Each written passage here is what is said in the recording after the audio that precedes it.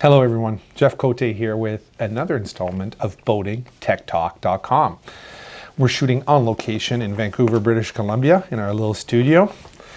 And we've got a question from a fellow boater.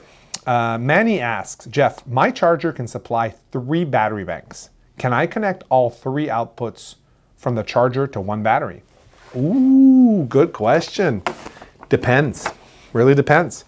Some battery chargers have multiple outputs and they'll able to actually give max output on all 3 legs, right? So each battery bank, if there's only one pulling, then you could have only one battery bank connected to the charger. And let's say, for example, it's a 40 amp charger. You could have 40 amps going on leg 1. Now, you can't have 40 amps going on leg 1, leg 2, leg 3, because that would be a 120 amp charger.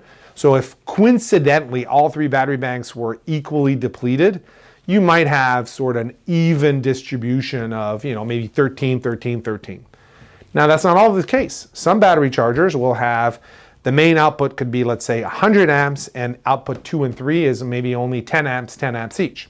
So again, you could have 100 amps on the primary output, and the secondary and the third output are maybe 10 amps or something like that. Okay, that's another option. Third option, some battery chargers will output literally 10 amps, 10 amps, 10 amps. So each leg is maxed out at 10 amps. And if you want to have, with that type of charger, if you want to have 30 amps on one battery, you literally have to connect all 3 leads via 3 fuse holders to one single battery. So unfortunately, because with this question, I don't know the type of battery charger that's connected, but yes, you could connect all 3 leads from one battery charger to the battery, but you may not need to, because most battery chargers, like the large majority, I'm talking like 95% of battery chargers, can give you the max amperage out on one lead only. So you don't actually have to connect all 3 leads. We're doing that today. For example, we were on a boat putting in a master volt, 24 volt, 100 amp charger. Yes, 100 amps at 24 volts. That's 200 amp at 12. And on that boat, we're just simply connecting one lead to that charger. And the other 2 outputs are not going to be used because we don't need them. So yes, definitely possible, but you might not have to do that. So that's a good question, Manny. Oh, and remember, if you're going to connect a battery charger to your batteries, pop quiz. Where should you install the fuse? Should you install the fuse at the battery charger? Or should you install the fuse at the battery? Pickle, right? Most of the times, unfortunately, people install the fuse at the battery charger. But a battery charger will never output more than its rated output. Things don't fail for better. They fail for worse. 40 amp charger will never output 80 amps. An 80 amp alternator will never output more than 80 amps. Your battery, on the other hand, most batteries, 1,000 cold cranking amps, 1,300, and that's just a small little battery. You got a big battery bank, you could thousands of amps.